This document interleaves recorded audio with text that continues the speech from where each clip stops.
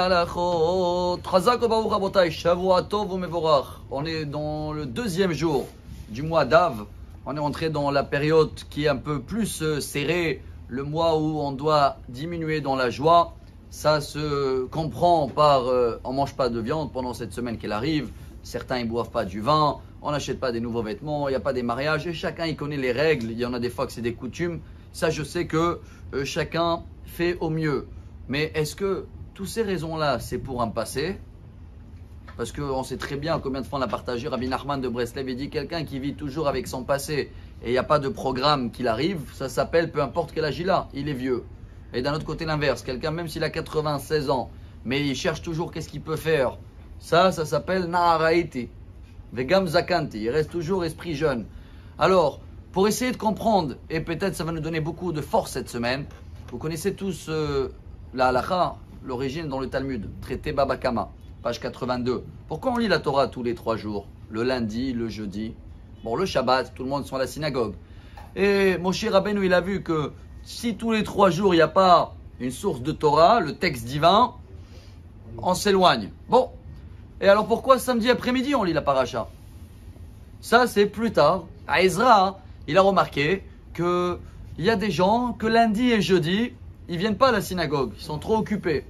Mais bon, samedi matin, ils dorment. Et samedi après-midi, ils viennent à la synagogue.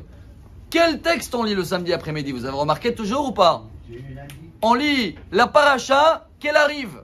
Pourquoi? Et voilà une très belle raison de Rav Neventzal qui dit toujours on apprend de avancer, de regarder plus loin. Ce qui veut dire que même si c'est une semaine un peu compliquée, chers amis, on n'est pas seulement en train d'être en règle de deuil sur un passé. Il nous manque quelque chose dans la présence. Au jour d'aujourd'hui, Baruch Hashem, nous on va aller à Jérusalem. Alors on va essayer d'associer tout le monde dans les prières. Ceux-là qui veulent envoyer des messages, Baruchim Abaim. On va même passer, si Dieu veut, chez Rachel Imenu, à Bethléem. Tout ça, c'est pour essayer de vivre ce qui nous manque au jour d'aujourd'hui. Il nous manque l'amour gratuit, la paix. On va terminer avec un exemple du football. Vous savez, si je prends un exemple, on va dire l'Angleterre. Comment on appelle tous les Oadim, ceux-là qui sont là, s'ils vont gagner, ils vont dire ouais, Dieu est grand, ils vont être contents. Et je sais pas moi, s'ils perdent, qu'est-ce qu'ils vont dire quoi? Dieu est pas si grand chez eux. Je vous demande, nous qu'on est des croyants, qu'on n'a pas besoin de gagner dans un match de football pour savoir que Rabbi Gbir, que Dieu est grand. Bah alors pourquoi on n'est pas joyeux si l'Angleterre elle va gagner? La réponse est simple. Parce que comme ça nous fait pas mal au cœur quand ils perdent, eh bien ça ne nous réjouit pas quand ils gagnent. C'est exactement ce qu'on doit vivre cette semaine, chers amis. Chacun qui a de la peine sur ce qui manque en ce moment sur Jérusalem, lui il va avoir la joie quand ça va se construire. On va terminer avec ce qu'il dit le Rav Kook.